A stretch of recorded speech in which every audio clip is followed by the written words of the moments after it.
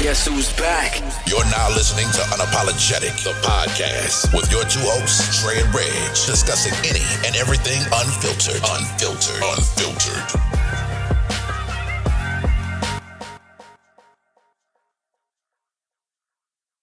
Definitely. Matter of fact, I can't have sex with you if I don't have some type of connection with you. Okay. So, yeah. Okay. Yeah, definitely both for me. I can't give anybody access to my body if they haven't, paid homage to what it deserves. So I'm real picky, low body count. I may be a whole freak, very relatively so well versed in BDSM, but I'm still a prude. Okay. I like the connection first. I think the connection comes first, and then I think the pleasure is better when the connection is good. That's how. Yeah, I agree with you, man. All right.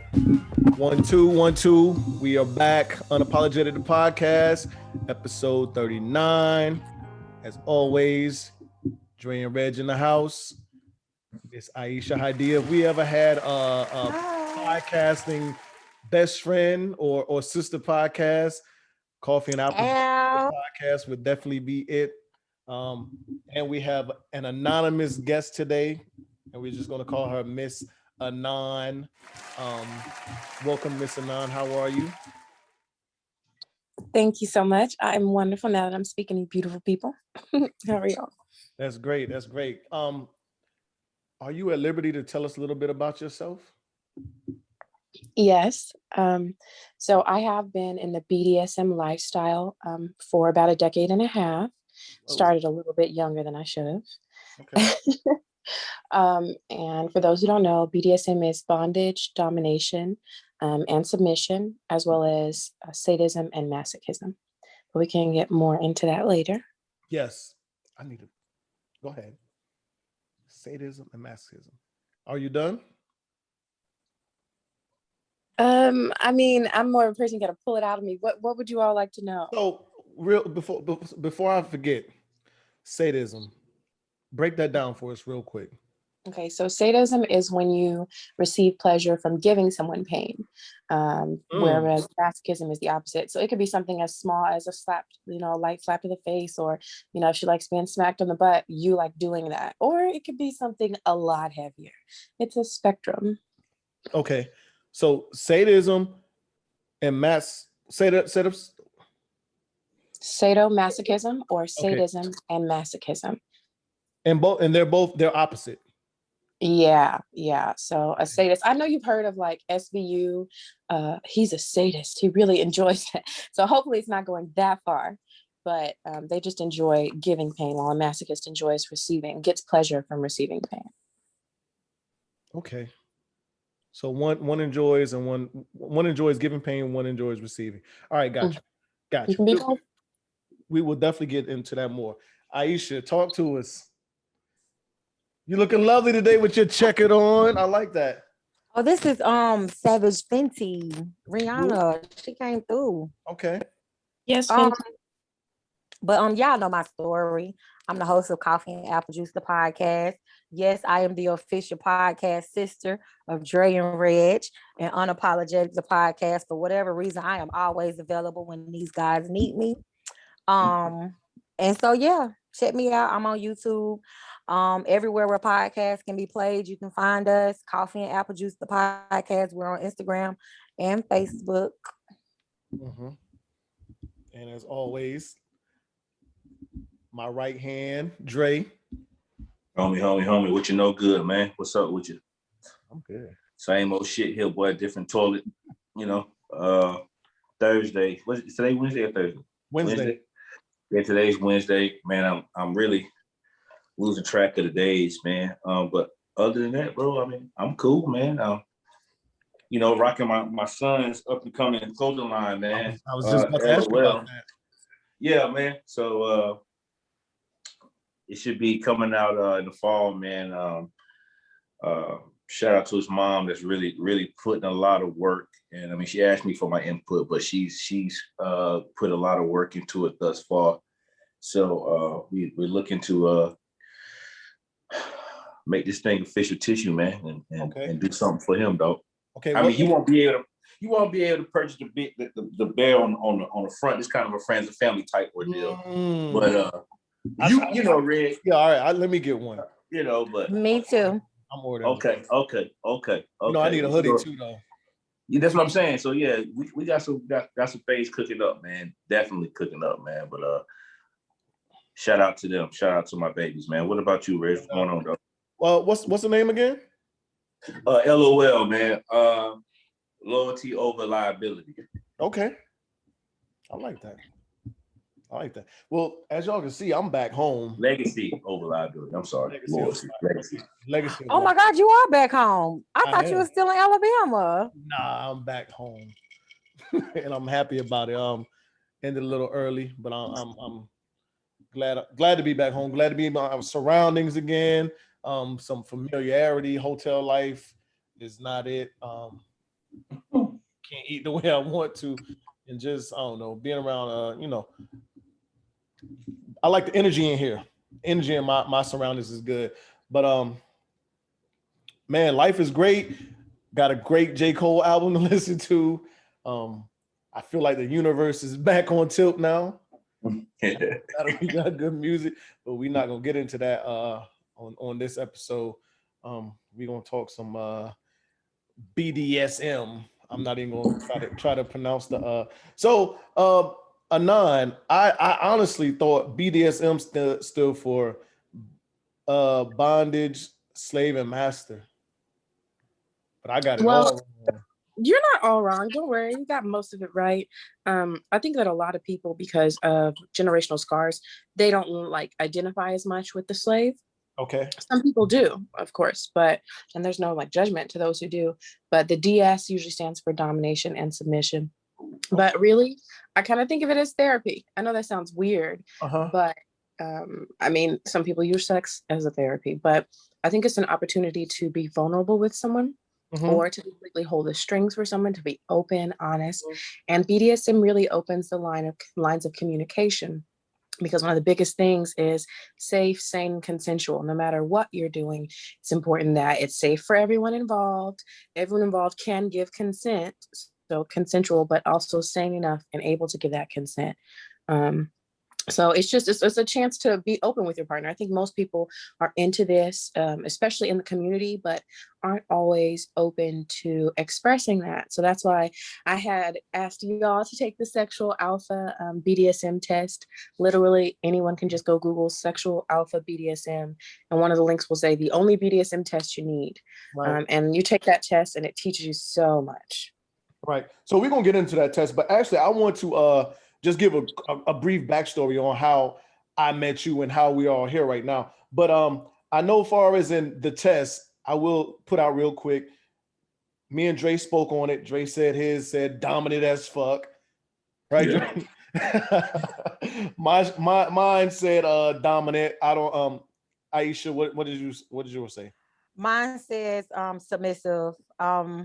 My exchange dynamic is submissive. Okay, so submissive. Now, real quick, so me and Miss Anon, actually I was on Clubhouse, and I was scrolling through, like, looking at rooms, and I want to say the room was called Kink Safari or Kink something. So I just happened to click into it just to listen and see what was going on.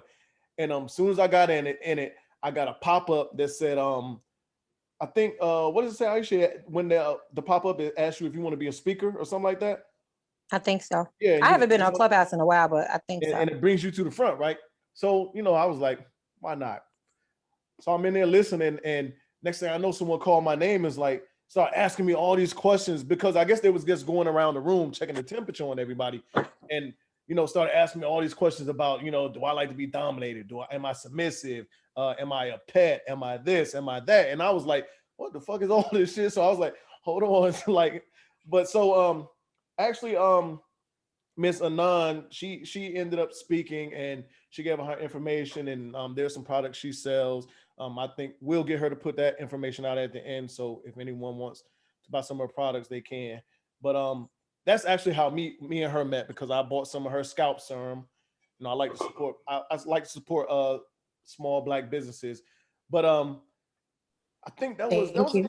that was a couple of months ago, and I actually wanted to do this episode back in February when things was moving a little slow and we was talking about police killings and shootings and all other stuff. So I kind of wanted to get off of that, but I couldn't put it together then at that time.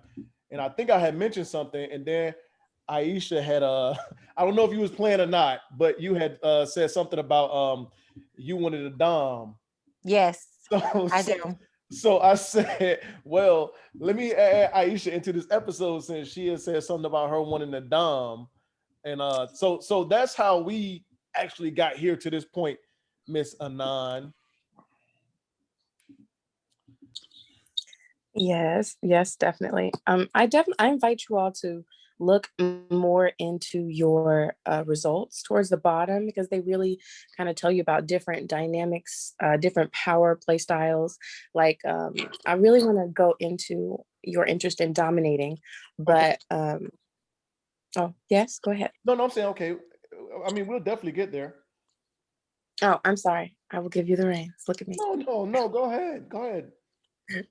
Well, at the bottom it says things like, for example, one says brat, and one says God got us. And not only does it go into, what that means, but it also says, okay, well, you may want your submissive or subordinate or slave or whatever you're comfortable calling them. You may want them to bathe you in the mornings. You may want them to worship you and wash your feet. Like it literally goes down a whole list of different ways to express what I see as love anyway, but express that kind of worship. So definitely go into it. But I'm excited that you're interested in dominating. Tell me more. Being more dominant. Oh, Aisha is, yeah, she's I'm a interested in sub. having a dom. Oh, you Well, want to have? I was like, you could be a switch. You can be both now. Wait a second. So you're So saying you're funny looking. story. Funny story. I used to years ago. I used to have a sub of my own. I used to be a dom, quote. At least that's what I call myself. But I didn't. It's like at the time I was okay with it, but it's like the person that I am now because I'm already dominant in life as is. When it comes to the bedroom, I am extremely submissive, and this quiz basically told me what I already knew, but I did not know that I was 78% brat. Yes. I did not know that. so explain that to us. Well, brat just means that a play style would be more mischievous or more playful. There are different kinds of dominance, and the best dominant for a brat is a daddy or a brat tamer.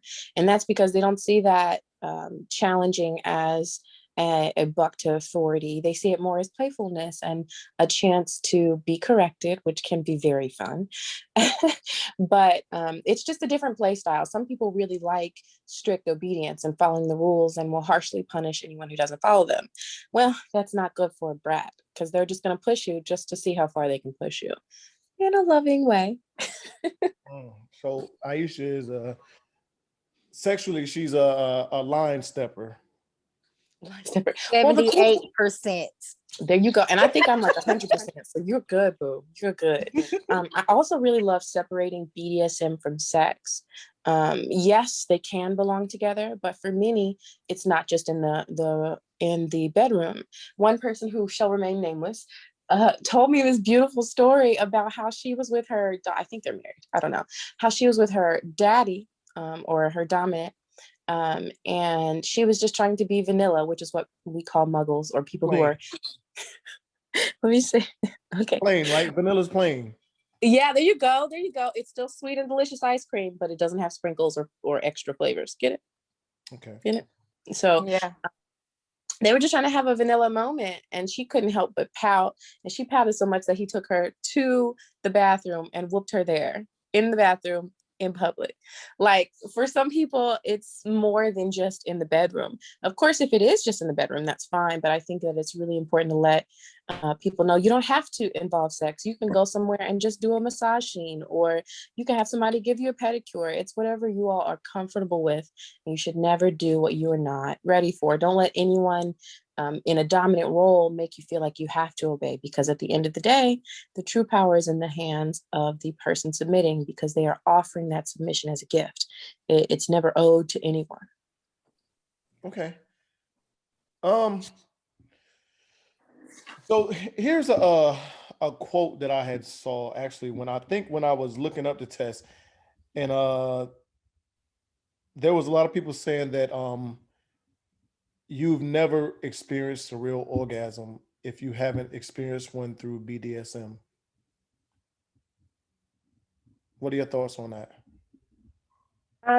I would say that no one can really qualify anything for anyone else, but I will say that can be true because in BDSM, it can be small or big, it can be really taboo or something really small. But usually the kinks or fetishes that you have are Mhm. so aligned with your desires that it opens a different level of pleasure and a different level of vulnerability. There's nothing wrong with, having sex randomly, but there's something about having that emotional connection, being open and vulnerable with someone that makes that sex or just a BDSM scene if you don't have sex, but makes it closer and deeper. So I will say, that's all up for debate. It's your opinion, but if you are open to your desires, you can give yourself more pleasure and healing than you thought you could have. Okay, this is a lot to unpack. I feel it is. I don't. So so what I'm hearing is, I'm hearing therapy, I'm hearing relaxation, I'm hearing comfort, I'm hearing connections and bonds. I don't know if any of y'all else are hearing that, but that's what I'm hearing as far as I guess if you don't know much about BDSM, you have, I guess, a bland idea or whatever about it. And it just looks like people whipping each other, or, whips and chains, masks, spikes, paddles, all this other shit. And so just from what I'm hearing now, I'm hearing something completely different. Yeah, it's much deeper than that. I like that you're catching that. I wonder, I don't know if y'all want to be open. I am over here anonymous, so no judgment if you don't want to. But I wonder if you all know of any kinks or fetishes that you have. You can start small, it doesn't have to be big. I can go first if you're more comfortable with that, whatever you think. What? No, Aisha go first. So after taking this quiz, so with this particular quiz, I had to like answer questions that I'm taking them to my grave, okay? Like my porn search will never be exposed to anybody. Ditto. I get embarrassed sometimes. So like after taking the quiz, I felt so like vulnerable because I'm like answering questions that I would never answer. But I have a lot of kinks and fetishes that I would never tell anybody about. But my quiz revealed them to me, and it's kind of scary a little bit. Like, all right, so I'll go. So I'll I think one of my kinks, and it's probably the same for me and Dre. We're dominant, but outside of that one, I will say for me, speaking of me in general, voyeurism. Voyeurism, yes. So you like watching others. No, I don't like watching others necessarily. That's okay. We are all voyeuristic because we like porn. So far as in me being watched, that's not an issue. Exhibitionism. Okay, exhibitionism. All right, got you. Exhibitionism. So you may be a little bit of an exhibitionist. Look at you. Don't let your kink scare you. This is okay. Look, y'all gonna judge me when I say this, okay? But God made you as gloriously kinky as you are. God, Goddess, universe, which is why I put this picture up, is already putting you in tune with who you are. So when you lean into that, imagine what you can experience. Like, oh, a different level of energy is going to be attracted to you when you're completely vulnerable and open with yourself. Okay, so so far as in what I mentioned, I guess between me and Dre, as being dominant, that is a kink, right? I would say yes. Power exchange is definitely a kink. I was looking for something a little smaller, without such a big umbrella, but you can definitely say that's a kink. But I was just trying to give an example of how your kink could play into a relationship in a more intimate aspect that's not, it wouldn't be seen as vicious. But honestly, y'all are already on the path. You don't even need an example. So you said you was looking for something smaller than dominant. So dominant is probably a major one. Yeah, because so much can go under that. Like you can dominate in so many different ways. Like I So mentioned earlier, the daddy dominant versus the master type, versus a sensual dominant or a sadistic one. So, some people have different styles. Okay. So that'd be hard for me to specifically say, well, maybe not. I guess that restaurant example counts. Okay. He was guiding. He wasn't overly harsh, but he was a little bit sadistic. And honestly, he was a little bit of an exhibitionist because they were in a restaurant. Okay. What do you got, Dre? no, I was gonna say, so as far as like kink, I guess kink, we talked about it. I talked about it months ago, but I'm really into choking. Like I like to choke. I like to choke. I like to control breathing. I like to control my partner's breathing. That's a wonderful one. Yeah. I'm sorry. Look, you took both of us. We over here like in a different world now. What were we talking about? Clutch and pearls. It's a girliness. So, Miss Anam, what would be the title for that? Is there a title for that? I would say breath play, but you can have breath play in a lot of different ways. But like I wouldn't get so much caught up in the titles because it's wonderful to learn new things, but you already know what you like. You already know what you want, and labeling it won't, change. I mean, it's good to learn, but shoot, if you can't figure out what you like, draw it on a piece of paper and show it to your partner. I suggest fetlife.com, FETLIFE, which is short for Fetish Life. Warning, it is like Facebook for kinksters, so you could get anything and everything on there. But at the same time, it will connect you to events, groups of people who like the same things you like. It's really cool. So I would check it out. It's a whole community. Yes. Wow. Yes. The things you do not know. Well, kink is question. I don't want to get off topic, but what is taboo? Ooh. Okay. So many things could be considered taboo, but just anything that would not be so mainstream or accepted by mainstream society. Anything that's not the norm. So yeah. So one example of taboo would be, let's do a light example of taboo. Okay, so DDBG stands for Daddy Dom Baby Girl, which is clearly my name where I sit. So I use an example for everything. Wait, hold on, Miss Anon. So you got to explain these acronyms too when you. Oh, I am. I'm going to go into it right now. I'll say because we don't know them. So it stands for Daddy Dominant Baby Girl. So that just means that's an age play dynamic. Okay, I'm gonna explain it. Sorry. An age play. Age play is where you may feel like you regress for some time. Like, do you ever like have a long day? You're out of words. You can't form anything. You're like, forget this. I'm gonna go color or watch my favorite kids show. Like, you may not identify as a little, but that is in some ways a form of age play, and it's just where a consenting adult 18 and above who feels that they can be a younger age. And so that's taboo because a lot of people think, wait, what? You want a man who is going to act like your daddy? That's a little taboo, just because it's along those incest play lines, but it's a light form of taboo play. A harder form of taboo play may be CNC, which stands for consensual non-consent, or some people say trigger word, okay? Some people say rape play. So that's just giving someone the consent to do as they please. So you can say no, and they're still going to keep going. Does that make sense? Yeah. Look, he's like, too much information. No. It does. I'm processing. So everything is a spectrum. It's more about what you like, not so much about all the things that are out there because you can learn forever. It's more so those things that make your heart beat faster. Right. Aisha, wait, hold on, because I'm not letting Aisha off the hook. Oh my God. Don't put me in no hot seat. No, because Dre revealed one of his kinks. Oh my God. Well, think you're comfortable. It could be. Aisha got to give us at least one. I'm gonna be honest. It could be a man swiping his card for you. That's a kink too. Okay, it could be anything. I like watching men jack off. Oh, she went too far. Yeah. Okay, all right. So that's voyeurism, right? Is that Yeah. considered? Okay, well I then mean, I'm yeah, a a little bit. voyeurist. Well, I'd say you're on the spectrum.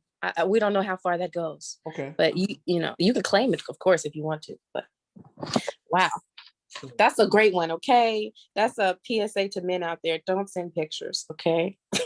Right, send videos. And if Oh, you a my moaner, make sure the audio is on point. It's something Oh, about a dude moaning that turned me on too. Like, I can't just watch porn without no volume. You know what? I'm talking too much. This ain't the you are side of me I not. want. You are not. We should have had that before. Dang it. This ain't the side of me I want your listeners to hear and see. This ain't it. You can have to edit some of this out. Wait a second. Nah, But this the point is just to be Definitely you. 21 and up. that's not edited. 20. So to get into to the test, Mhm. it says I'm 84.58% dominant. Mhm. You remember what yours said, Dre? 89. Okay. Mm. So did you have a dominant trait, Aisha? I just know I'm 83% submissive. Okay, So so your dominant side is on the probably what 17%. 17. All right. So Miss Anon, as far as we'll get into Aisha. Well, let's get into Aisha first because she's the Hot woman. damn. So her she was the flip of me and Dre. 17%, well, 83%. You said 83%? Submissive, yes. Submissive. What does that say about Wait, her? hold on. I'm sorry, because it gives me two percentages for submissive. So one says I'm 78% brat and then 78% little or little one. What is that?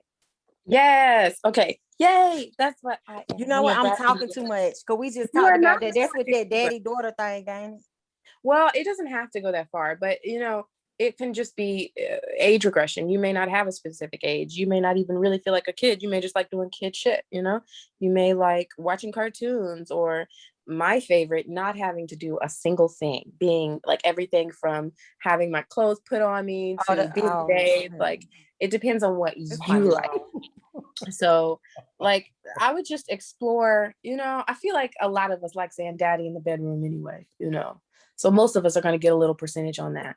But you just have to think, what do you enjoy? So that may mean go on FetLife and look at different little groups and see, oh, hell no, that's not for me, or oh, hell yeah, this is for me. So a little, like I said, is that age regression. You feel like a little kid sometimes. You feel like, you know, for me, I like putting on pretty dresses, coloring, and never hearing the word no. Are we going shopping? Are we cuddling? Whatever we're doing, it doesn't matter as long as we get to have that dynamic. So wait. You color? Yes, most definitely. Have Hello Kitty and Lisa Frank coloring books. Don't play with me. So is this a part of the I guess that lifestyle that you live in, I guess, within this BDSM community? Yes, and it's not overly sexual like that part, though. There is a such thing as dark age play, and that can be very sexual. But like that's just an example where everything doesn't have to be sexual, but it is still a part of my lifestyle. And you can be into BDSM and not be a lifestyler. You can just be a kinkster and like one thing. You don't have to live by anyone else's rules. You don't have to fit into any box. It's great to get definitions, but all you're doing is being yourself. That's it. Being natural and honest with your desires. Well, so far as in what I'm gathering, I mean, we're all somewhat into that lifestyle because it all plays into it. Whether you have, I mean, because anything could be a kink, anything that gives you pleasure or that you like, Yes, can be a kink. So as far as in me and Dre, the dominant trait coming from you, what does that say to you about us? Honestly, it's like I wouldn't say that I'm allowed to say anything about you all. That just means that you prefer taking lead in things. There are so many different ways to be dominant that I would have to learn more. Okay. but I mean, it just means that you like taking lead, you like running the show, you like caring for someone. I don't know if y'all noticed in the test, but they had like a 24/7 domination question, and it was like, are you able to take on the responsibilities and costs and things like that? You don't always have to align BDSM with cost. You can keep that separate from money if you want, but a dominant is really responsible for that submissive experience. Is responsible for them, because once you begin a scene, your consent's almost out the window because they're going to enter a different headspace. So the dominant is just, I mean, I think the dominant has so much work to do, sweet Jesus, and I'm in awe of y'all. And I may be a switch, but I'd rather be submissive because y'all got the work cut out for you. So does the power play styles play a factor into that? Because I had 72% master, 61% daddy, 55% God. Absolutely perfect. If you pull that up, are you looking at your results now? I am. Okay, so the first one was daddy, right? Can you read that? Master. Master. 72% master. Can you read that? Oh, where do I find that? Okay. That's a lot to read. Master is the more hardcore end of dominant. Personality style, scale.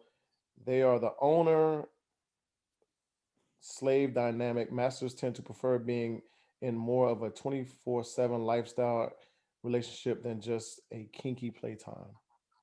And that's yes. I think my quiz wrong because it said I'm 61% slave. Well, no, that sounds right. You may not, but see, also you may not identify with that word slave. So you may have to say, yeah, I can agree with the definition, but I won't claim that title. Like I said earlier, it's not about the name you claim, it's more about your understanding and enjoyment. But like you mentioned, master is more likely to have a slave. Take control over their sub, making them. Yeah. They won't have as much wiggle room. They won't have, I mean, of course, that's up to you, but I just mean a master versus a daddy's gonna put up with a lot. Little girls wrap their daddies around their fingers all the time, but a master probably won't play that shit, okay? She's gonna get a punishment that will actually be a punishment. Versus the other one, what was the other one? I mean, I'm trying to look at your results now. Daddy 61 and God 55. There we go. So that's a dominant who loves having their submissive worship the very ground they walk on and treat them like a living god or goddess. So if you see, those three different styles are very different. You know, the daddies, not that a god or goddess can't be loving, but they're not going to be so heavy on the warmth, strength, and support as a daddy would. Well, the cool thing is that one person can be more than one thing. So he can be the daddy vibe and the master vibe and the goddess vibe. Or I'm sorry, God. Our results are similar. But anyway, you can be all three. You don't have to be one thing. It's just understanding how you interact with those power play styles. Makes sense? Somewhat, but so how would you say this plays into, I guess, my relationships, as far as in me dating and looking, I guess, for whatever I'm looking for in a woman. Okay. Well, you would go in here and read through everything and find out, yeah, these are results, but you have to find out if this is something that you really identify with and decide for yourself. And if you do agree with the results, then you can look down to the bottom. You can say, okay, well, let's see. Here are a few. Well, no, I don't want to start you off on that. Let's go to the easy stuff. Okay, it says you can try this out using phrases like, that's a good girl, or behave, or let daddy help you. Things like that, a baby girl will hear and identify with.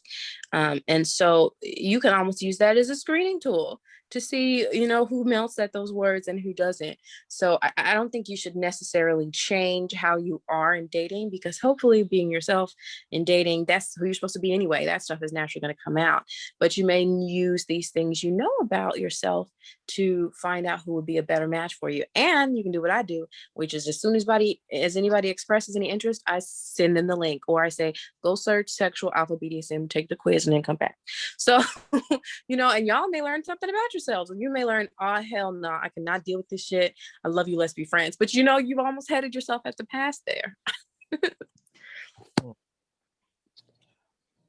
Okay. Aisha, what did you learn about yourself from this test? Don't ask me no more questions because I done told y'all enough. I done told y'all enough. All right, so Dre, outside of dominance, and you know what? So while we was talking about this, Dre, something from when our old episodes came back to mind, and it kind of stuck out. I guess when I said the dominant factor, because I remember when our earlier episodes, I think we had got into the sex conversation. It was me, you, and Chelsea, and you had mentioned the fact that something about you're reluctant to have a female get on top of you. Right. But you want me to go into that? No. You don't have to. I mean, if you want to. Yeah, we want to know. If you want to. But Why? So I will. Yeah, Dre, we want to know. No. Let's unpack this. If you want to. But Miss Anon, well, before he unpacks this, because I'll let you speak and then he can respond. So being that we know that he's dominant, and now that you know that fact that he's reluctant to have a female on top of him, what does that say to you? Knowing that his character is dominant. I don't think that dominance is tied to any one position. Okay. To me, that says we've got to unpack this and figure out why you're holding yourself back. Is this really something that you don't like? Or is there some experience that is holding you back? But I even when you ask control thing too, though, he likes to be in control because he's dominant. Yeah, but a girl can ride dick and still be submissive. Like you can have a girl ride you and you still be in control. Like when it comes to dominance, from my perspective, dominance in the bedroom to me is the guy being in control. So if I'm on top of you and you telling me how you like it and you telling me this and you telling me that, that's considered dominance. I don't think the sexual position has anything to do with whether you're dominant or whether you're submissive. I think it's just more so everything else that's going on. Does that make sense? Yes, it does. And also, you don't have to fit into a box. Like, it doesn't make you any less dominant. And also, just because you're 100% dominant doesn't mean you're not any percentage submissive. So you can have both of those in you. Sometimes dominance, especially after, I want to talk about aftercare. I almost forgot that. It's like the most important thing in my opinion. But sometimes dominance after maybe if it was giving them a flogging, if it was flogging them or spanking them or whatever, wax play, fire play, whatever scene y'all did, some dominants after that then need aftercare. They may need their submissive to take a more top-centered role. That doesn't mean they're any less submissive. I'm sorry, that doesn't mean that the person is any less dominant. If anything, it shows more vulnerability.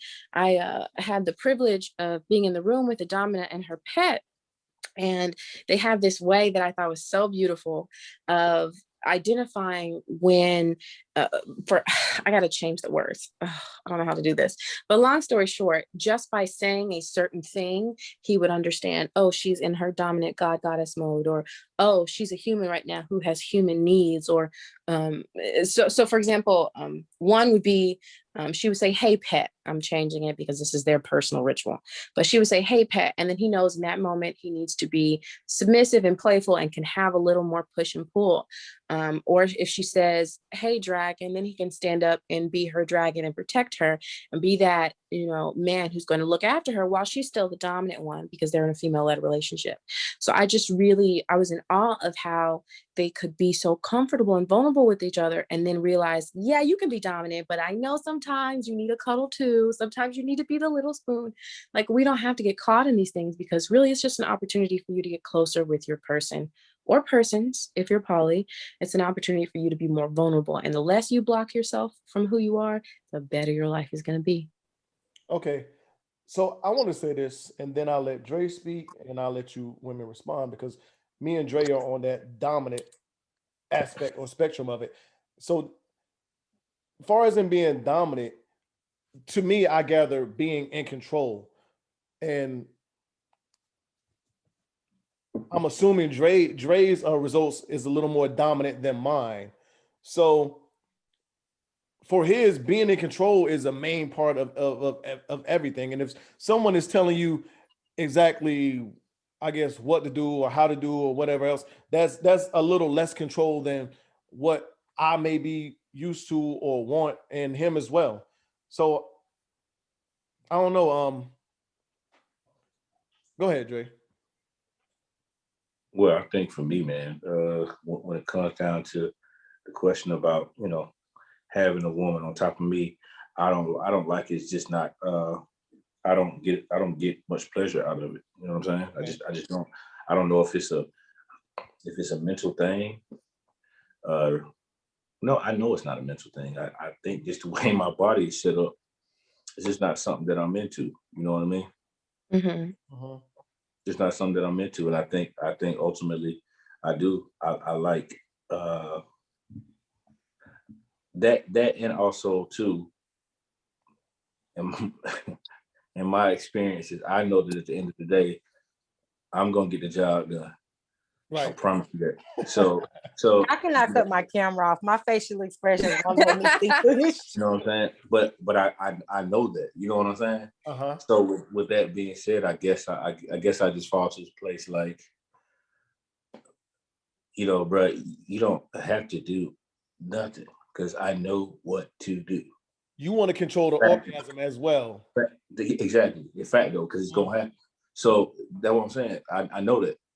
You know what I mean? I've known it for quite some time. So It sounds like you just know what you want. You know, I can kind of relate to what Dre said in a lot of different ways. I can. And we won't go into it, but I definitely can, as far as in, you know, knowing that I'm going to get the job done because I know, you know, I know myself. But even on the other side of it, I find myself, I guess the older I get, I'm a little more willing to let someone else have control at certain points and moments. Mm-hmm. That takes a lot of strength. I think that we should also be honest with the effects of America and the things that Black people have been through and how that affects how we express ourselves. I think that the Black man is often forced to be masculine and a certain thing 24/7, when that's great. You can be whatever you want to be, but also know that you should have that emotional space and that emotional safety to be vulnerable sometimes. You know, like, yeah, you may be a little bit submissive, or you may just be dominant and need a break sometime. Damn, like, you know, like you should be able to express that and express yourself with someone. So from I what have a confession. Oh, yes. Go, girl. Yes, go ahead. Yes. Okay, so first let me start by saying I really enjoyed taking this quiz, but a lot of my answers was based on what I want and have not experienced. But I feel like I need to just be transparent, and I'm gonna tell y'all one of my kinks. And if I hear this ever again, y'all gonna have to see me. Yeah. But I think I want to peg somebody. Okay, now that is so common. That is Dre, so fix common. your A lot face. of men, Fix your hey, don't touch her. A lot of men really want that, but are afraid. I don't know why. I don't know why. I think I listened to too much of Horrible Decisions podcast. But I delete that. Don't delete it. Just delete that whole part. Look, but okay. the reason why I brought up the quiz is because stop it, Dre. Okay, so listen. So like I'm just gonna go ahead and put it out. I'm really good at giving head, right? Okay, listen, I'm really good at giving head, right? And I've noticed that when I'm giving head, I enter this dominant type. I don't know what come over me, but it's like I just be saying stuff out my mouth that I would not normally say. Like, ooh, like what? I be telling the dudes, like, don't roll your eyes back, look at me, sit up and look at me. And I be like, pull your camera out and record me. Like, I just it's like something just comes up, but it's only when I'm giving head. It's just like I just kind of take over. And I get a good response from it. Like the guy that I'm dealing with, like I get a really good response from it. But so that's why I was like, this quiz, it like I feel like I've with regular sex, and I'm just speaking of just having sex with somebody, I feel like BDSM plays a part in everybody's sex life. They just don't know that that's what it's called. Ass smacking is like a requirement in Black people sex. I ain't, you know what I'm saying? Like, I feel like that's just a norm, but that's a form of BDSM, quote unquote. Like, so it's like, I feel like even though we didn't know the name of it, I've always been a submissive with a little bit of dominance in me. Y'all probably have always been dominant. Y'all just didn't know that that was what it's called. Does that make sense? Yes. Got it. You know, so I was just thinking about that, you know, just listening to the conversation. Like, I feel like everybody having sex has some type of BDSM or some form of play within their sex or within their situation, whatever you want to call it. Okay. Yes. But if I hear y'all say anything else about my kink, Wait, I want to go into that more though. I'm so glad you said that, because we stop ourselves from a lot of pleasure focused on judging others or not accepting ourselves. And there are so many erogenous or basically like zones on your body that are really sensitive and turn you on. There are so many erogenous zones on your body. Like, why the fuck would you stop yourself? Like, a man can come just from a prostate massage, just from like pegging. That's a different kind of pleasure. And surprisingly enough, that is one of my top requests. I like really make an effort to teach people about BDSM and to share knowledge. But a lot of people see that as I'm trying to comfort him and I am not trying to. But look, it's always, I really want you to eat my or, oh, would you ever peg me? Or, oh, can you sit on my face? I'm like, hey, I was just educating you. We cannot play. We cannot sing. But you'd be surprised on how many people are interested in that. And more than that, your person, whoever this wonderful one or more people who are made for you, they're into that. And if you're not honest with yourself about that, they'll never know that you're ready to feel the desires they've had their entire lives. Okay. And it doesn't make it gay. I have to say that, the disclaimer. The only thing that's gay is between two sexes. So anything between a woman and a man is heterosexual. Okay. That's it. Disclaimer done. So, well, that last part I definitely agree with, because I think us as people, it's too many things that we label as being gay. A man moaning is gay. A man, I don't know. I mean, it's just so. But you know why though, right? Why? Because it's in our generational scars. Because it's in the Bible. Because the white man, when he took us, would make the whole family submissive by raping them, his family and children. And so those scars are still in us. We are still pushing. It's actually been proven in studies that it takes 7 generations for scars to leave, so we're in our heads just trying to be ourselves. Some men out here are gay, but in their heads, they can't let that person out. They can't be that full person because that piece of them was scarred, whether through them or their ancestors. And so it's in our culture, looking down on any man who's not overly masculine, when you can be a submissive and feminine man and be a man nonetheless. So these are really generational scars that we got to work through. But more than that, give ourselves a break. Like the shit that we as a people have survived. We got to give ourselves time and kindness and safe spaces to be ourselves, Right. Well, so speaking as far as on what I'm hearing from the community, I guess the one thing about it is definitely no judgment zone. You can, I guess, be who you want to without, I guess, the repercussions of any judgment, because there is a lifestyle for each and everyone within this whole BDSM community or genre, whatever you want to call it. I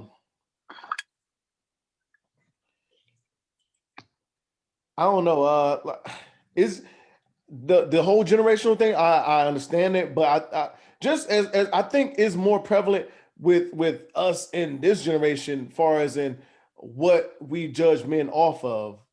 You know what I'm saying? Because it's just certain things that I don't know, like like I said, you have a lot of women that will say, oh, if a man moans, he's gay, or men will say that, oh, if a man listen, well, hold on, if a man is giving you if he's eating you and he's not laying down on his stomach, or he's on all four, if he's on all fours, he's gay. He got to be down in that sniper position. You see what I'm saying? You see what I'm saying? We're falling for the he got to be in the prone. He got to be in that sniper position. So Aisha, if he's not in the prone, he's gay. Hold up, but see, we have to.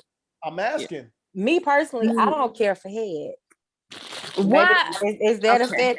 Like I'll let a dude eat me out just for his pleasure, but I don't get no pleasure from head. Well, I think that's from receiving. Because you ain't had the right dude. Guys don't know how to do it. Go ahead, man.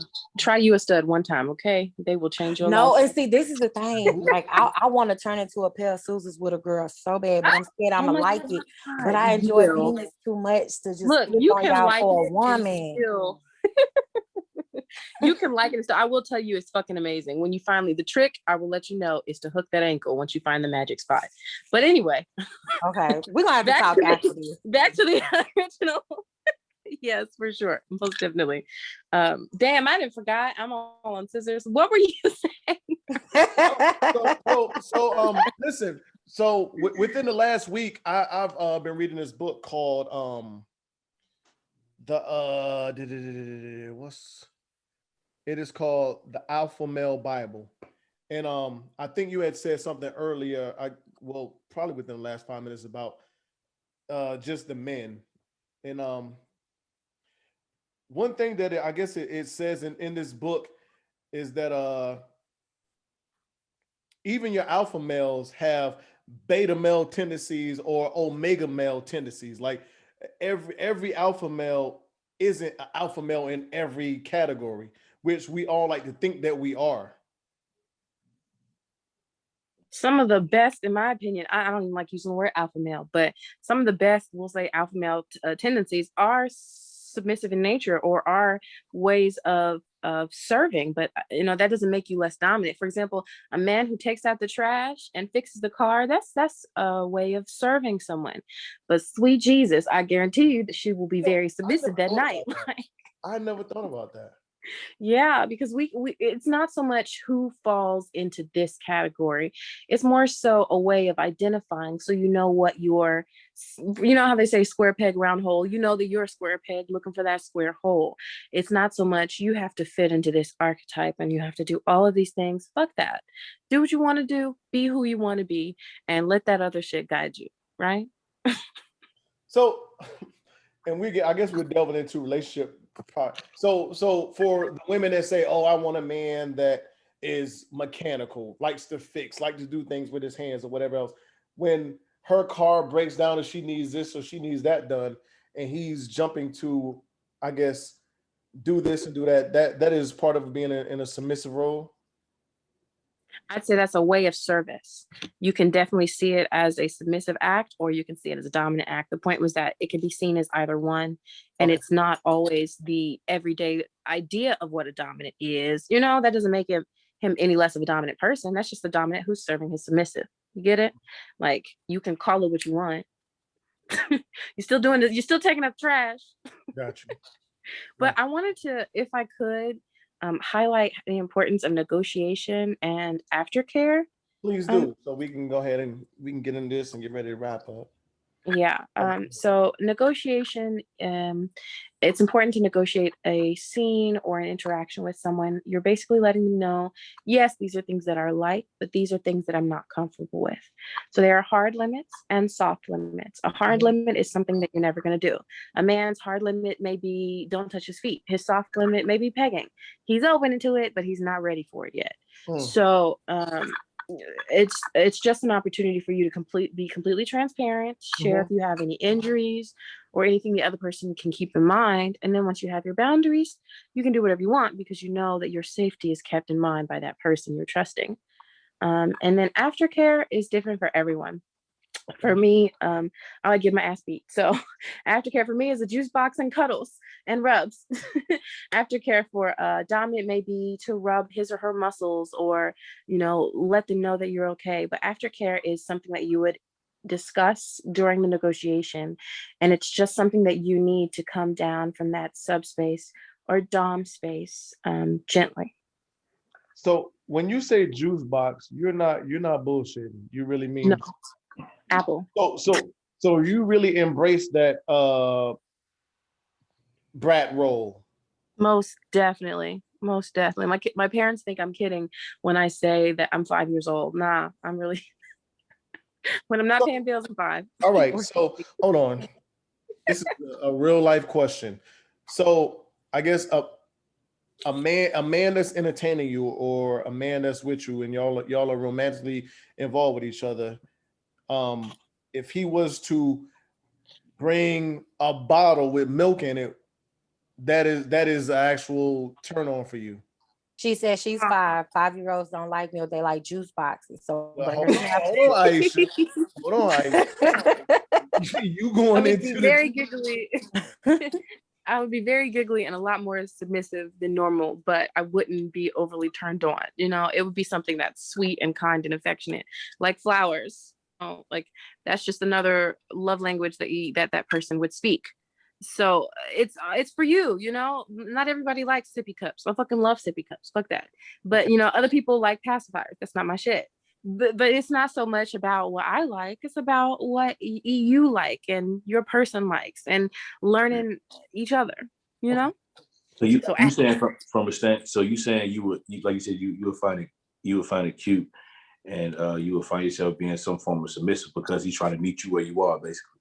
Yeah. Okay. He won't have to fight as hard if he can just head off the bullshit. That's the trick, y'all. So if you're ever dealing with the brat, okay, give her what she wants, and she'll give you what you want too.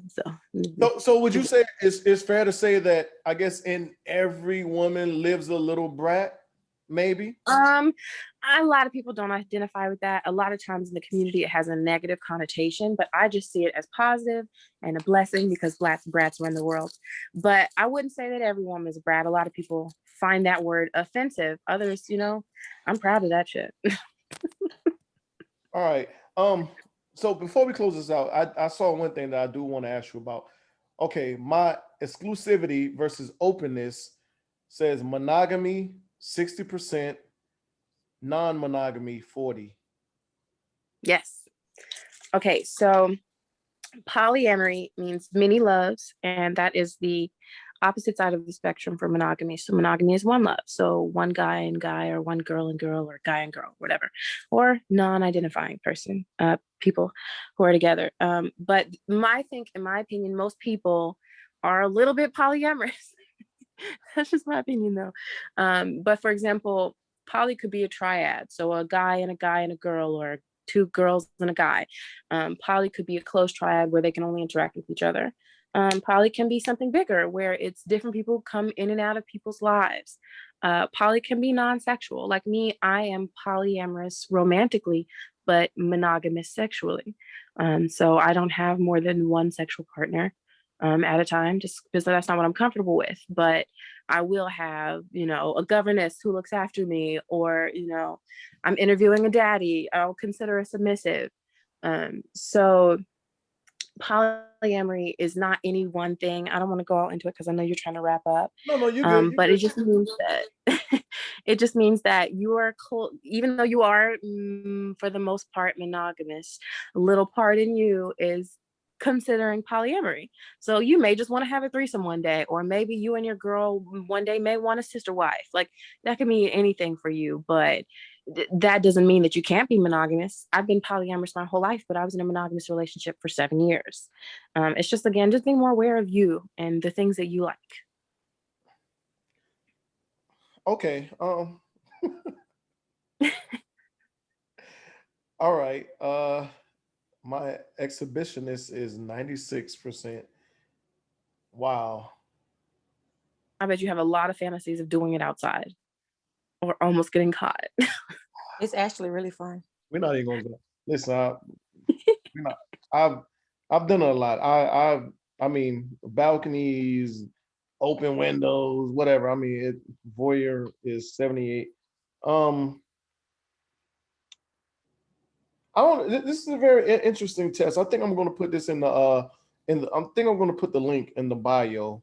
Well, not in the bio, but in the comment section of this episode. But so real quick before we close out, let's talk about the I guess the psychological part, the therapeutic parts of this, as far as I guess getting to know yourself, getting to know I guess who you're dealing with, and the non-sexual parts of it. Mm-hmm. Okay. Well, I like to use examples that so for me, because I'm a brat and I run a lot of shit, it's really difficult for me to let everything go, and it can be overwhelming, and it's hard for me to make things focus. Well, if I have a play partner who can then give me the discipline that I need, my head is more focused and clearer. I can let go of those things in the past that were holding me back, or that I was sad about, or if I was unhappy with myself about something, that's a chance for me to forgive myself and let things go.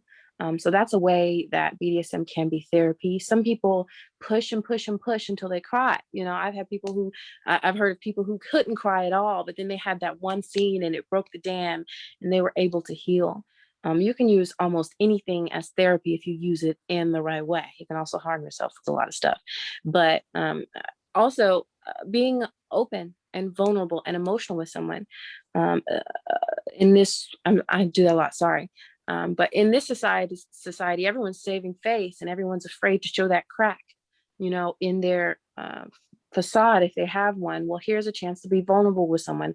Here's a chance to be open and let go with someone. And then on the other hand, if you're more on the dominant side, there's a chance to have someone completely hands, to be in complete control of something. There's something that you can control, or there's someone that you can help or save in that moment, in that specific situation.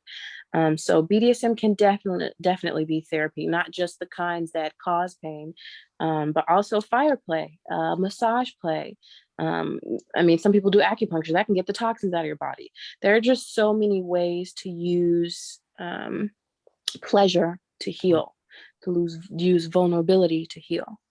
So Aisha massaging ass been doing BDSM for a while then. First of all, that was not seen. We are not finna have this conversation. Oh, that's funny. We are not have this conversation.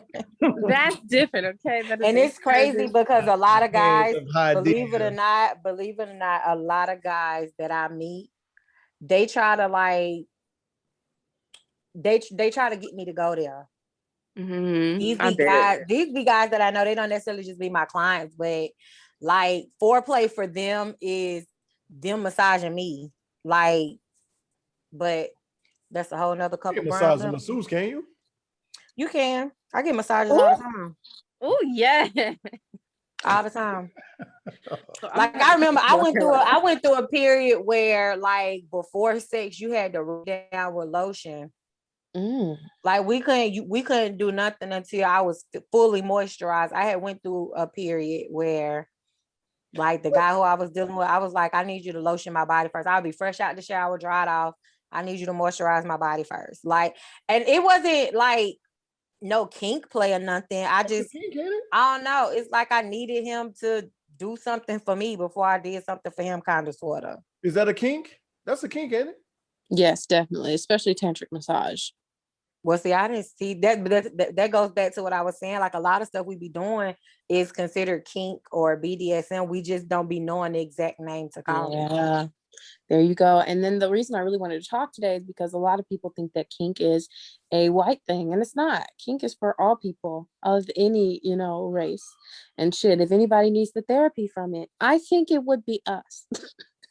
Yeah, well, so I'm definitely trying to get rid of that white thing mentality. Me and Dre talked about this episodes ago, to where it was things, things we've done within the last 5-6 years, to where people say only white people do, like river rafting and things like that. So I mean, it's so much out there for us to do and experience that is, I mean, that we're missing out on.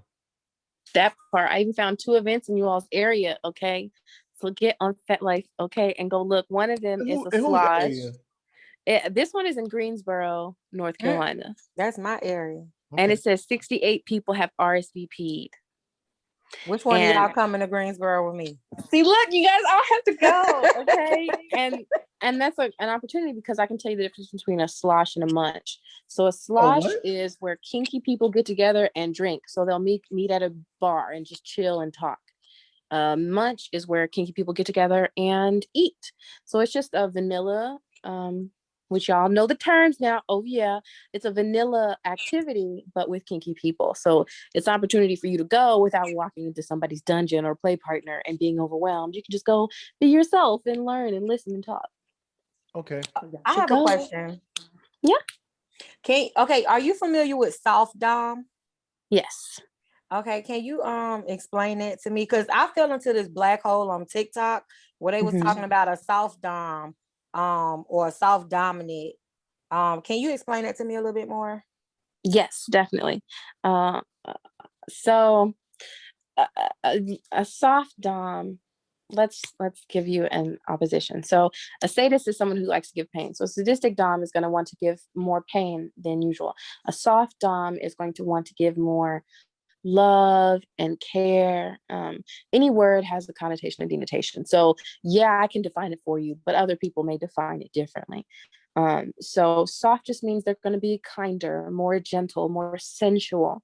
That may be an easier term for you, but you may not like pain all the time. You may not want anybody to choke you all the time. Maybe you just want, hugs and kisses and, gifts and stuff like that. So that's a soft dom. They're just going to have a softer, kinder, more gentle approach. Doesn't make them any worse or any better than a dom who's different. And a dom can be soft, sensual, and sadistic. So I hope that defines it. It do. Yay. So I'm about to end this one, but I've been to swinger clubs before. Never been. With your little freaky ass. You say you've never been, Miss Anon? No, I have not. Oh well, I'm not going to ask you this question because I'm going to ask you about trapeze in Atlanta, but never mind. Trapeze, I've heard of it, but I've never been to. I don't cross those lines. I don't judge anybody who is a swinger. I just tend to separate my kink from sex. I'm not a swinger, but yeah, I'm not a swinger either. I've been just to a the swing club. Yeah, just the club. I mean, because it's more than a club, and as Drake can attest to, since he just spoke up. I mean, it is, you can go have drinks, you can have food, you can watch, there's different parts of the actual club. Right. I think it's really nice that the swinger community is really accepting of the BDSM community. And I would say the same vice versa. I just haven't crossed that line. I told you, I may be open this way, but I'm really a sexual prude. I'm very specific about who my sexual partners are. I'm real picky about who gets to see all this fineness. So a lot of those things, even though I do have experience in BDSM, a lot of those other things I don't. So I can tell you about conferences, classes. I can tell you who to meet in what city. I can tell you there's probably a dungeon in your area or a play party, but I cannot tell you. A dungeon? Yeah. Oh yeah, I'm a member of a dungeon here. Let me see if there's one in that area. That sounds a little more on the deeper end than a actual swingers club, but Andre, what's on your mind? Oh, no, I'm cool. You sure? Yeah, I'm good. Is all of this information new to you, or just shit you already knew? Yeah, no, it's definitely new. I'm just soaking it all in. I mean, called you Andre. Right, fact. I'm sorry. Look, I looked up like that on mom. No, but like for me, for me, the what is the BDSM whole ordeal? I mean, it's not particularly my cup of tea, but I don't knock nobody who's into it. You know what I'm saying? It was, today was very informative for me. I don't know how much of it I'm really going to use, but I think I am impressed by how, Anam is really like, she is whole real life educated to this shit, man. This shit is really amazing. So I salute you, honey, for you really knowing what the hell you talking about. Because if anybody else come to me, I'm gonna refer back to this episode and be like, nah. Anam said. So let me ask you a question, Dre. As far as I guess what was said, okay. How much of it do you look back and say, like, well, damn, I am a little more into a BDSM lifestyle than what I thought I was? None? No, I think for me, man, I can. He's kink adjacent. What's up? I said he's kink adjacent. He's fine with being dominant, but he doesn't need any more sprinkles. Yeah. Well, okay. Well, yeah. But I think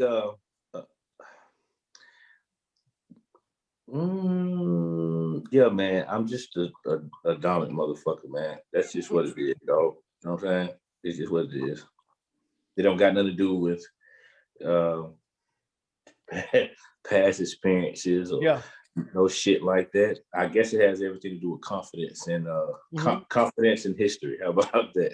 Right. History don't lie, bro.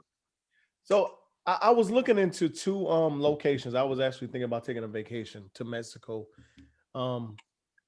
It's an island, a resort, Temptation and Desire. And they are both, I guess, along the lines of that. But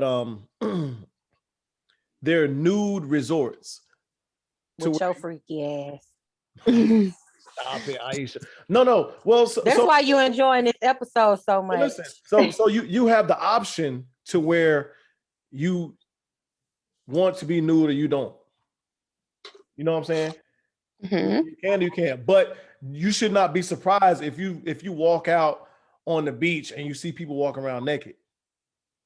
Or you're at brunch and you see people naked. Like, you shouldn't be surprised. And actually, I was like, damn, let me check this shit out. But you can't go there unless you're like coupled up. So you can't go there by yourself. You have to be with someone else, as in a couple, as in you and another woman or whatever else. So that was my setback. But anyway, whatever. That's most because they don't want to create a space where there's a lot of single men ogling women. That it's just a way. Even BDSM clubs are often like that. Yeah, or if you can. Yeah. I mean, I know it seems unfair, but I mean, what's the harm in bringing your friend who's a girl, right? I know, but it's hard to bring just so it's hard to find a woman that is, I guess, open to where she is comfortable enough to walk the beach and see naked people, or even her walking the beach topless. Fetlife.com, FETLIFE.com. Say that, okay? There are 30,000 people in this North Carolina group. 30,000 people. Let me jot that down. But anyway. And also on Facebook, a lot of people. There are so many poly communities on Facebook. Like, I had no clue until recently. So we're woman out there, but Miss Anon, Miss Anon, do you have anything that you want to plug or you want to tell the people? Yes. As far as in anything you got going on for yourself. We can see your email, but the people. So I want you to plug your stuff and how, I guess, any products that you're selling or anything that you want, because like I said, I met you through, I guess, Clubhouse, but you was actually had things that you were selling. So anybody that want to support Black businesses or small small business, plug yourself, please. Yes, thank you. So I sell liquid gold. It is scalp serum that will grow edges, connect beards, give you length, fix your eyebrows, all of that. It actually works. It is all natural, and it works on all hair types.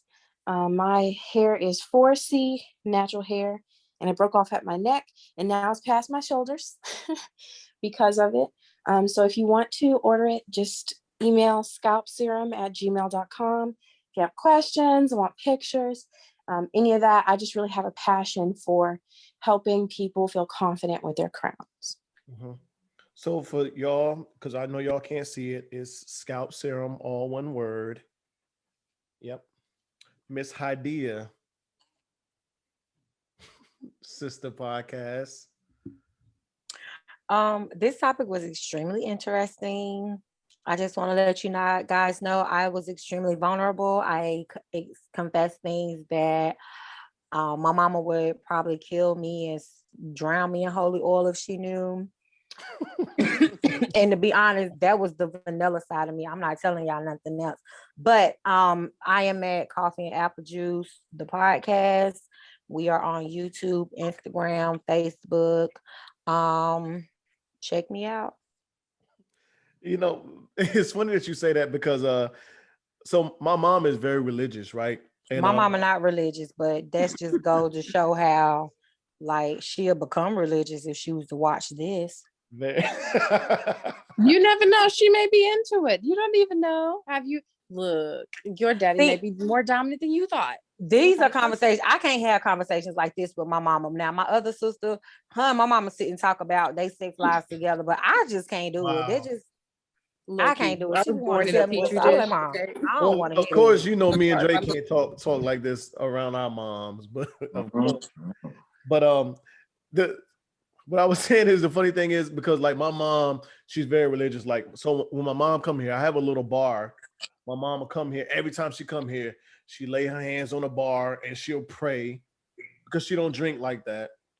She don't drink at all, but she'll lay her hands on the bar. She'll pray.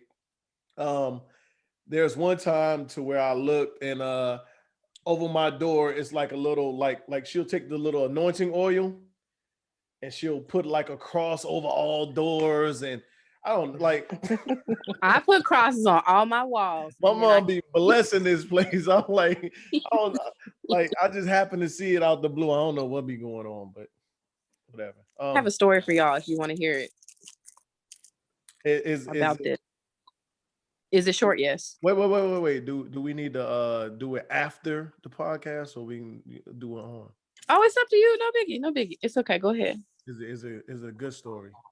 It was just a little embarrassing BDSM moment between, Go ahead. We want to hear this before me and Dre close this out. Go ahead. Long story short, I was considering a daddy sub at the time, and I had bought him leather harness, a chastity cage. I don't know if you know what that is, but it's a cage for the cock that won't let it get hard. Ooh. Anyway, and a few collars and a few leashes. And I told the lady, don't drop it off yet. I'm leaving town. I'll be back. And I was visiting my parents for the summer and looking after them. And next thing I know, I get a call from my mom. Hey, baby, did you get a package? I said, probably, Mama. You know, I shopped way too much online. She said, well, baby, I didn't know what was happening. You know, the George Floyd just happened and some random white man dropped off an unmarked package with bad duct tape. So I had to open it, baby. And I didn't want to know this about you. She found the cock cage, the leash, the collars, and the leather harness. And she had to open it. When I tell you I was supposed to come back that night and I canceled my flight, I said I'm not going home. So that's my little story. Yo, I got a book of stories. Oh my God. Listen, I don't know how I would live that down, but you said a chastity cage that don't and allow a man to get hard. Yeah, a lot of men like that. What? Hey, if more men were in cages, we have a lot less people out here being cowardly if they were just following directions. Cages that don't allow a man to get hard. Yeah. Wow. Not all men deserve orgasms, but let me not start there.